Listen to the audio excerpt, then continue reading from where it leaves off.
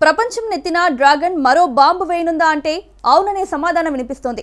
నిన్న మొన్నటి వరకు ప్రపంచాన్ని శాసించాలని కలలు కంది. ప్రపంచం శాసించడం దేవుడెరుగు. ఇప్పుడు పతనమవుతున్న సొంత ఆర్థిక వ్యవస్థను నిలబెట్టుకోవడానికి అష్ట కష్టాలు పడుతోంది. దేశీయంగా ప్రజలు తమ పర్సులను తెరవడం లేదు. చైనాలో వస్తువులకు డిమాండ్ పడిపోయింది. కంపెనీలు దివాలా తీస్తున్నాయి. ఈ పరిణామాలన్నీ చైనాను దివాలా ఊబిలోకి నెడుతున్నాయి. దేశ ఆర్థిక వ్యవస్థను ట్రాక్లోకి తెచ్చేందుకు చైనీయులు చేయని ప్రయత్నం లేదు. కానీ ఒక్క వ్యూహం కూడా ఫలించడం లేదు. చైనా దివాలా తీస్తే ప్రపంచానికి భారీ షాక్ తగులుతుంది. అసలు చైనాలో ఏం జరుగుతోంది? ఎందుకు ప్రజలు ఖర్చు చేయడానికి వెనకాడుతున్నారు? చైనా కథ ముగింపునకు చేరుకుందా? Let's watch.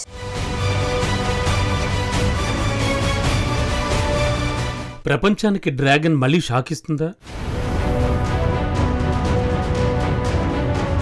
దివాలా ఊబిలోకి చైనా కూరుకుపోతోందా? చైనీయులు ఎందుకు ఖర్చు పెట్టడం లేదు?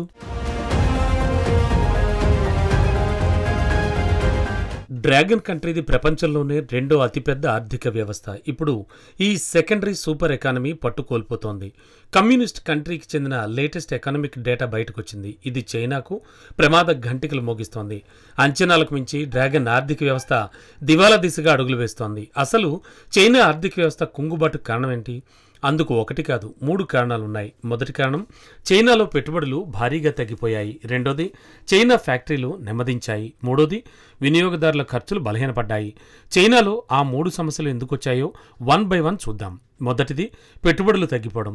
ఏ దేశ ఆర్థిక వ్యవస్థ అయినా సుభిక్షంగా ఉండాలంటే పెట్టుబడులు అవసరం. ప్రస్తుతం చైనాలో స్థిరాస్తుల పెట్టుబడులు తగ్గిపోతున్నాయి. స్థిరాస్తి పెట్టుబడులు అంటే ఏమిటి? వాణిజ్యం కోసం దీర్ఘకాలిక కొనుగోళ్లను స్థిరాస్తి పెట్టుబడులు అంటారు. ఉదాహరణకు, ఒక ఫ్యాక్టరీని నిర్మించాలి అనుకోండి, దానికి కొంత భూమి అవసరం. లేదంటే పరిశ్రమల్లో ఉత్పత్తిని పెంచేందుకు యంత్రాలను కొనుగోలు చేయడం, వస్తువుల సరఫరాకు ట్రక్కులను కొనడం వంటివి ఈ స్థిరాస్తి పెట్టుబడుల కిందకు వస్తాయి. అయితే ఇవి రోజువారీ నిర్వహించేవి ఖర్చులు మాత్రం కాదు. ఈ ఖర్చులు ఏడాదిలో ఒకసారి జరగచ్చు. ఎప్పుడైతే స్థిరాస్తి పెట్టుబడులు వస్తాయో అప్పుడు కంపెనీల అభివృద్ధికి ప్లాన్ వేశాయని అర్థం.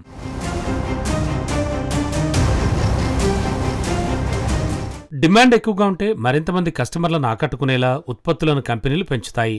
ప్రస్తుతం పెట్టుబడులు తగ్గిపోతున్నాయి. చైనాలో 2025లో 10 నెలల్లో స్థిరాస్తి పెట్టుబడులు 1.75% తగ్గిపోయాయి. ఈ నెంబర్ చూడడానికి చాలా తక్కువగా అనిపించవచ్చు. కానీ ఇంత తక్కువ సమయంలో 1.75% స్థిరాస్తి పెట్టుబడులు పడిపోవడం చైనా చరిత్రలోనే రికార్డు సృష్టించింది. ఇదొక ప్రమాద సంకేతం. ఎందుకంటే సంస్థలు పెట్టుబడులు పెట్టకపోతే వాటికి సందేహాలు ఉన్నట్టు అర్థం. ఏమిటో సందేహాలు? భవిష్యత్తుపైన, లాభాలపైన అనుమానం రావడమే. అందుకే ఈ సంఖ్య తక్కువైనా చైనాకు కీలకంగా మారింది. సింపుల్ గా చెప్పాలంటే చైనా ఆర్థిక వ్యవస్థ ఏ దిశగా వెళ్తుందో స్థిరాస్తి పెట్టుబడులు స్పష్టంగా వివరిస్తాయి. ఈ పెట్టుబడుల తగ్గుదలతో ఫ్యాక్టరీల్లో ఉత్పత్తులను దిగజారుస్తాయి. చైనా ఆర్థిక వ్యవస్థ కుంగుబాటుకు రెండో కారణం ఫ్యాక్టరీల ఉత్పత్తులు. ఇప్పుడు డ్రాగన్ కంట్రీలో ఫ్యాక్టరీలు తమ ఉత్పత్తులను తగ్గించేశాయి. ఒకసారి ఆ దేశ పారిశ్రామిక ఉత్పత్తిని చూడండి. అక్టోబర్లో పారిశ్రామిక ఉత్పత్తి కేవలం 4.9% మాత్రమే నమోదైంది. ఈ ఏడాదిలో పారిశ్రామిక ఉత్పత్తి అత్యంత తక్కువగా నమోదవ్వడం ఇదే తొలిసారి. ఇది ఆర్థికవేత్తల అంచనాలను తారుమారు చేసింది. ముఖ్యంగా చైనాలోని ప్రతి గ్రోత్ ఇంజిన్ దెబ్బతింది. రహదారులు, వంతెనలు, పోర్టుల్లో పెట్టుబడులు ఇవన్నీ తగ్గిపోయాయి. స్థిరాస్తి పెట్టుబడులు కుంగిపోయాయి.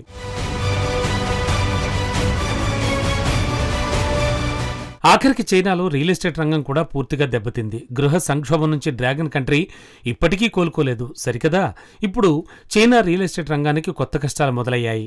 పలు రియల్ ఎస్టేట్ సంస్థలు దివాలా దిశగా అడుగులు వేస్తున్నాయి. వేల కోట్ల డాలర్ల రుణాలను ఎగవేతకు సిద్ధంగా ఉన్నాయి. ఆయా సంస్థలకు మద్దతిచ్చిన బ్యాంకులు ఒక్క చైనాలోనే కాదు, ఆసియా అంతటా ఉన్నాయి. హాంకాంగ్లో పార్క్ వ్యూ అనే రియల్ ఎస్టేట్ దిగ్గజ సంస్థ ఉంది. ఈ సంస్థ 94 కోట్ల డాలర్ల రుణాలను తీసుకుంది. ఈ రుణ బకాయిని ఈ వారం చెల్లించాల్సి ఉంది. కానీ ఈ బకాయి చెల్లింపు గడువును ఏడాదికి పొడిగించమని పార్క్ వ్యూ కోరుతోంది. కానీ చర్చలు మాత్రం కొనసాగుతూనే ఉన్నాయి.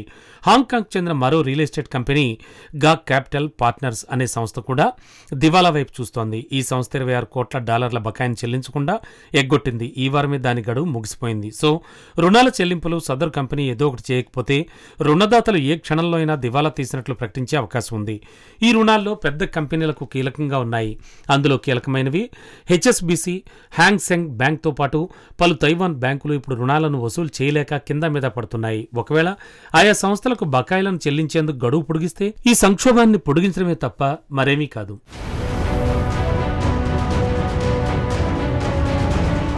ఒకవేళ ఆయా కంపెనీలు దివాలా ప్రకటిస్తే మాత్రం ఆయా బ్యాంకులు భారీ నష్టాలను మూటగట్టుకోవాల్సిందే. చైనా ఆర్థిక వ్యవస్థ కుంగుబాటుకు మరో కారణం వినియోగదారుల వ్యయం. నిజానికి గత 4 ఏళ్లుగా గృహ వ్యయం నెమ్మదించింది. గృహ వినియోగంలో చైనాకు అతి సుదీర్ఘమైన మందగమనం. 4 ఏళ్లుగా డిమాండ్ బలహీనంగా మారింది. సింపుల్గా చెప్పాలంటే చైనా వినియోగదారులు ఖర్చు చేయడానికి వెనకాడుతున్నారు. అంటే అక్కడి ప్రజలు కొనుగోలుకు ముందుకు రావడం లేదు. నిజానికి ఈ ట్రెండ్ చైనాలో కరోనా తర్వాత మొదలైంది. అది ఇప్పటికీ కొనసాగుతూనే ఉంది. ఈ వారం తాజాగా బీజింగ్ గృహ వ్యయానికి సంబంధించిన వివరాలను వెల్లడించింది. అక్టోబర్లో రిటైల్ సేల్స్ కేవలం 2.8% మాత్రమే పెరిగాయి. అంటే రిటైల్ సేల్స్ తగ్గిపోవడం అంటే ఏంటి? సింపుల్గా చెప్పాలంటే వినియోగదారుల ఖర్చులు తగ్గాయి. ఇందులో నిత్యావసరాల నుంచి గాడ్జెట్స్ వరకు అన్నీ ఉంటాయి. రిటైల్ సేల్స్ పెరిగితే డిమాండ్ ఎక్కువగా ఉన్నట్టు అర్థం అన్నమాట. గత నెలలో చైనాలో కేవలం 2.8% మాత్రమే రిటైల్ సేల్స్ పెరిగాయి. ఈ ఏడాదిలోనే ఇదే బలహీనమైన వృద్ధి. గత 5 నెలలుగా ఇదే ట్రెండ్ కొనసాగుతోంది. సెప్టెంబర్లో వృద్ధి రేటు 3% నమోదైంది. అది కూడా 10 నెలల కనిష్టం అన్నమాట. గృహ వ్యయం పూర్తిగా స్తంభించిపోయింది. సింపుల్గా చెప్పాలంటే చైనీయులు తమ పరుసులను తీయడం లేదు. ఈ సమస్యను బీజింగ్ ఫిక్స్ చేయలేకపోయింది. నిజానికి 2025 ప్రారంభం నుంచే వినియోగదారుల ఖర్చులను పెంచేందుకు బీజింగ్ తీవ్రంగా యత్నిస్తోంది. చైనా పెద్ద ఎత్తున ప్రోత్సాహకాలు ప్రకటించింది. గృహోపకరణాలపై సబ్సిడీలను పెంచింది. బీజింగ్ ప్రయత్నాలు కొంతవరకు పనిచేశాయి. కానీ డిమాండ్ మాత్రం పెంచలేకపోయింది. ఎందుకంటే ప్రజలు ఎక్కువగా తమ ఆదాయాన్ని దాచుకుంటున్నారు, తక్కువగా ఖర్చు పెడుతున్నారు. ఎందుకంటే వాళ్లను భయాందోళనలు వెంటాడుతున్నాయి. దీనికి తోడు చైనా వాణిజ్యపరంగా మందగమనాన్ని ఎదుర్కొంటోంది. గత అక్టోబర్లో అమెరికా అధ్యక్షుడు డొనాల్డ్ ట్రంప్ను చైనా అధ్యక్షుడు జిన్పింగ్ కలిశారు. ఇరు దేశాల మధ్య వాణిజ్య ఉద్రిక్తతలను తగ్గించేందుకు అంగీకరించారు. అరుదైన ఖనిజాలపై ఆంక్షలను చైనా ఎత్తేసింది. అమెరికా సైతం సుంకాలను తగ్గించింది. అమెరికా నుంచి సోయాబీన్స్ కొనేందుకు చైనా అంగీకరించింది. ఇవి శుభశకునాలే అయినా ఇప్పటికే చైనాకు మాత్రం భారీ నష్టం వాటిల్లింది. అమెరికాలోని కీలక మార్కెట్లను పలు చైనీస్ సంస్థలు కూలిపోయాయి. ఉదాహరణకు అల్యూమినియం తయారు చేసే చైనా సంస్థను తీసుకోండి. ఆదాయంలో 20% కోల్పోయింది. అమెరికాలోని కస్టమర్లను చైనా సంస్థ కోల్పోయింది. అదే సమయంలో ఇతర గ్లోబల్ మార్కెట్లకు చైనా సంస్థలు తమ ఉత్పత్తులను ఎగుమతి చేయడంలో విఫలమయ్యాయి. ఈ పరిణామాలే చైనాకు కొత్త కష్టాలను తెచ్చిపెడుతున్నాయి. దేశీయంగా వినియోగం బలహీనపడితే చైనా సంస్థలు వాటిని ఎగుమతి చేస్తాయి.